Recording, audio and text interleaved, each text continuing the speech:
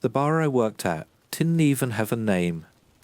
The sign up front had been blank since the early 2000s, and nobody who came in cared enough to ask what the place was called.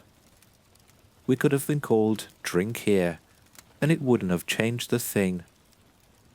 Most of our regulars were either in debt, going through their third divorce, or waiting to die. Or for a few, it was a combination. I worked at the bar because it paid me in actual money, not drink tokens or promises, most of the time.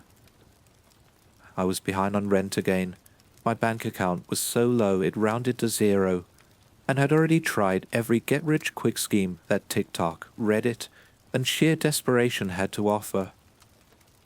I didn't have the face for tutoring or the charm for streaming, and dropshipping died before I figured out what the hell it even was.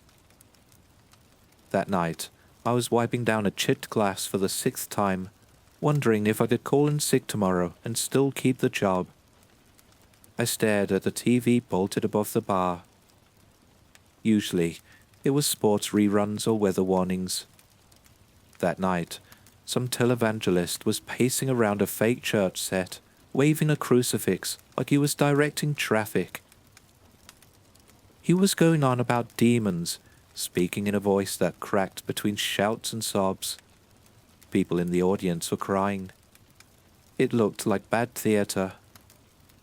But what made me freeze was the giant number at the bottom of the screen. Cleansing services start at $2,499. I blinked at it. The screen cut to a testimonial, some woman hugging him and crying about how walls don't scream anymore. Then the price flashed again, nice and bold.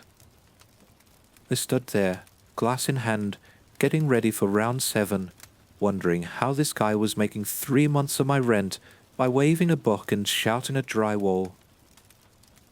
Then I set my glass down, wiped my hands on my jeans, and made a decision that, at the time, felt kind of brilliant. Back at home, I sat on my mattress, opened my laptop and typed, "How to do an exorcism real good" into the search bar. The stuff that came up was mostly religious doctrine and official church rules, all of which boiled down to, you need to be ordained, and also don't do this. Not helpful. So, I switched to the weirder side of the internet. Blogs with names like Sacred Warrior Cleansing Services and Ascended Realm Brotherhood. That was where the real gold was. Guys in robes charging $500 an hour to wave herbs and throw salt at basements. I could do that. I already had herbs in my kitchen. Sure, there were expired parsley flakes and garlic powder, but it was a start. I wrote a shopping list. 1 Bible. Didn't matter which version. I found a beat-up one online for $4. Salt. Table salt worked fine. Crucifix. Plastic from a Halloween shop, spray-painted gold to look slightly less like a toy. Candles. The dollar store ones that came in packs of 10. Latin phrases. Copy-pasted from demonology forums. I didn't know what I was saying and didn't care, as long as I could confidently pronounce them. I practiced in the mirror that night, waving the crucifix and muttering, "Exorciso te spiritus immundus," while trying not to laugh. I looked ridiculous, but I knew it wouldn't matter. If someone was desperate enough to call me, then odds were good they didn't have a priest on speed dial. They'd be about as clueless about priests and exorcisms as me.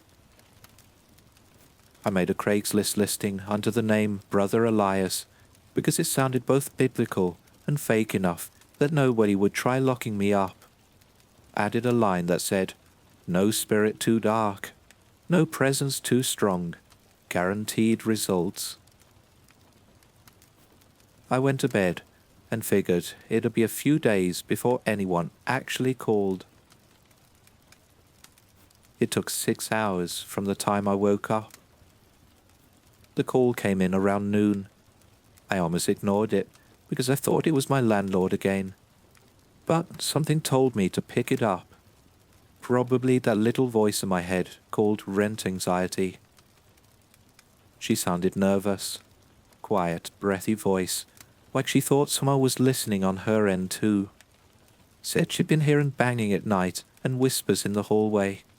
Thought maybe someone had died in the house years ago and never left. She mentioned she lived alone, which made her desperation more believable. People who live alone get haunted more. I think there's a law in movies or something.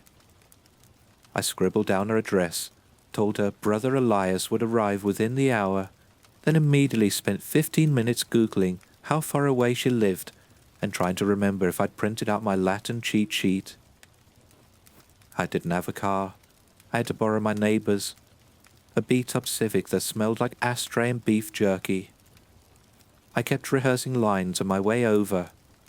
"Be gone, foul spirit," and "I cast you back into the abyss," even though I had no idea where the abyss was, or if it had a return policy.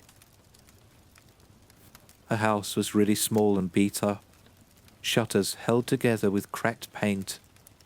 Looked like it hadn't been renovated since the Cold War.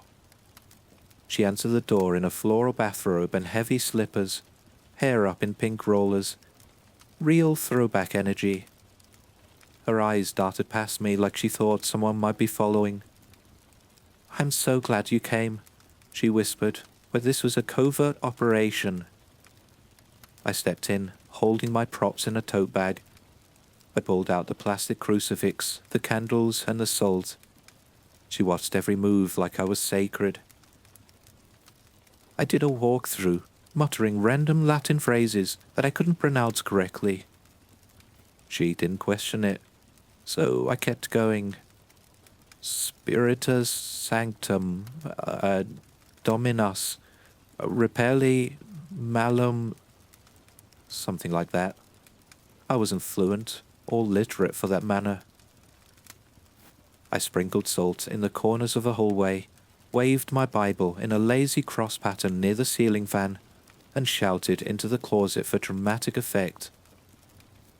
Nothing responded, but she gasped anyway, which felt like a win. Then I got to the kitchen. She had told me that was where the bang was loudest.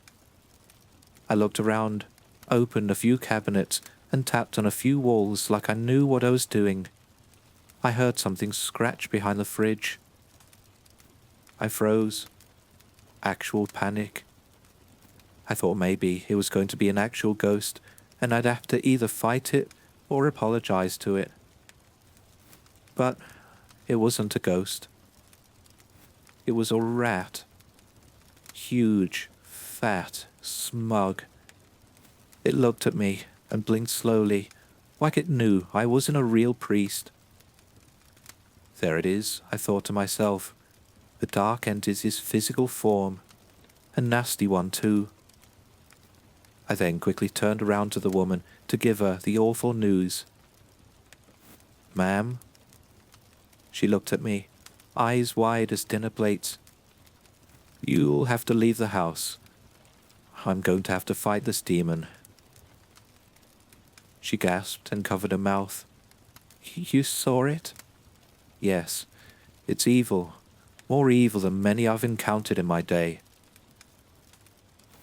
She suddenly got a serious expression on her face. She said she'd pray for me before turning around and walking away. I sighed.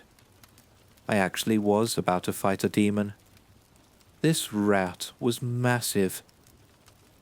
I reached around the fridge. It nicked my fingers, but I managed to catch it. I threw it outside the window, hoping that'd do the trick. Before stepping out, I did a few jumping jacks to make it look like I was really putting the work in. When I stepped outside, the woman nearly jumped for joy. "I banished it," I lied, "but it'll take a few hours for its presence to fully dissipate." She looked at me like I'd handed her soul back. Then she gave me $200 in cash, folded it in half, and tucked it in a Kleenex like this was an illegal transaction. I told her to keep her windows open for airflow. She nodded solemnly, and I left before the rat came back from the backyard for round 2. I drove home feeling like a lunatic, but a $200 lunatic. After the first call, the jobs came easier. Some people messaged through Craigslist, some left voicemails that sounded drunk.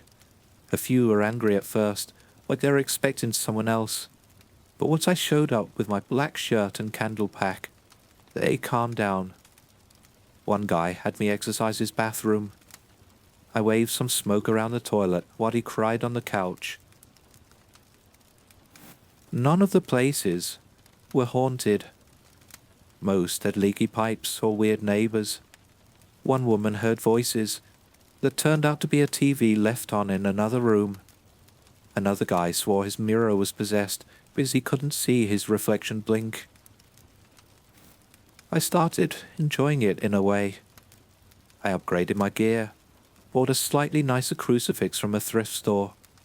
It was wood instead of plastic, which meant it probably wouldn't melt in direct sunlight. I found a second-hand priest coat that fit well enough if I didn't button it. I also memorized more Latin phrases that sounded impressive if I said them quickly and with conviction. At this point, I was sure ghost business was a joke. A profitable, idiot-proof scam. Everyone wanted to believe in something, and I was more affordable than therapy or actual religion. It was around 6 in the evening when my phone rang. I was microwaving instant noodles and trying to remember if I still had eggs in the fridge. I answered with my usual fake calm voice. Brother Elias speaking. The man on the line sounded tense. He said he got my number from a friend for whom I had performed an exorcism. Didn't say who. Said he had a situation and needed me to come out tonight if possible. Offered double my rate before I could even respond. I grinned and told him that he's too kind. He gave me an address on the edge of town. He told me the house had been empty for a while. He hadn't wanted to go back in there alone, but now that I'd be coming with him, he felt pretty confident. Said there had been an incident. When I asked him what kind, he paused. Personal, he said, but the energy's still there, I'm pretty sure. I wanted to ask what he meant, but I also didn't care. He was paying double. I threw my supplies in the tote again, grabbed the wooden crucifix and a fresh box of candles, then borrowed the Civic for another run. The check engine light came on before I hit the freeway. It had been doing that since I borrowed it last week. I ignored it, the same way I ignored every other warning in my life. The house was exactly what I expected from someone who described it as having energy. It was sat behind a chain-link fence that leaned more than it stood. One of the upstairs windows was boarded up, and an old satellite dish was pointed at the ground instead of the sky. The man met me at the gate. To his credit, he looked more normal than my usual customers. He tucked in his shirt, neat hair, with his hands folded in front of him. He handed me a $100 bill and said he'd pay the rest when it was done. Inside, it smelled horrific. I can't even describe the smell, but I wanted to get out of there pronto. Everything was still. Furniture under sheets, carpet covered in that fine grey dust that sticks to your shoes and makes you feel like you're walking on dead skin.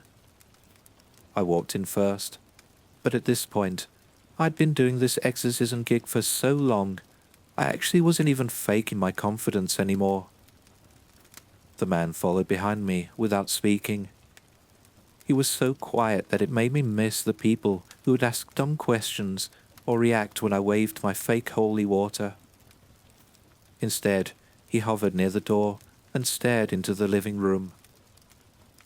I lit the candles one by one, muttering phrases I was pretty sure were indistinguishable from actual priests now. I sprinkled salt around the door frames, making sure to look intent and focused while thinking about what I would order on the drive home. I opened my Bible to a random passage, traced my fingers down the margin, and read the first verse I saw. "Woe unto them that call evil good and good evil," I said out loud. But something felt off. Not loud or obvious, more like a draft you only notice when the back of your neck starts to itch. I'd circled through every room on the main floor, performing what I generously call rites. I figured we're about done, though I hadn't found out what the cause of his haunting was yet. Then, the hallway door slammed shut behind me. I didn't jump, but my shoulders did move a little, unprofessionally. I turned around, trying to see what made the noise. Another door slammed, this time the one to the kitchen. That one shook the wall. A second later, something clattered behind me. I turned and saw a plate spin off the counter and explode onto the floor. I paused. I looked at the homeowner to gauge if this was some kind of sick prank, maybe a setup, a weird joke to get back at whoever referred to me. But he wasn't laughing. He looked nervous and scared. "You seeing this?" I asked, pointing at the mess. He nodded. I stared at the shattered plate, then at the ceiling. "Okay," I said, a voice a little higher than before. "Strong one, strong presence. We'll need more tools for this." I started walking toward the front door. If this was a prank, I wasn't giving them the satisfaction. If it wasn't, then I was going to regroup in the car, come up with a better excuse, or just drive away and pretend someone in my immediate family died or something. I reached for the door and grabbed the handle, with what I hoped looked like casual authority, turned it. Nothing happened. I twisted harder. It didn't budge. I glanced over my shoulder. "You lock this?" He shook his head slowly. I tried again. Still locked. I then leaned into it, pressing my weight forward, then stepped back and gave it a good rattle. It stayed shut. That was when the sweat started under my shirt.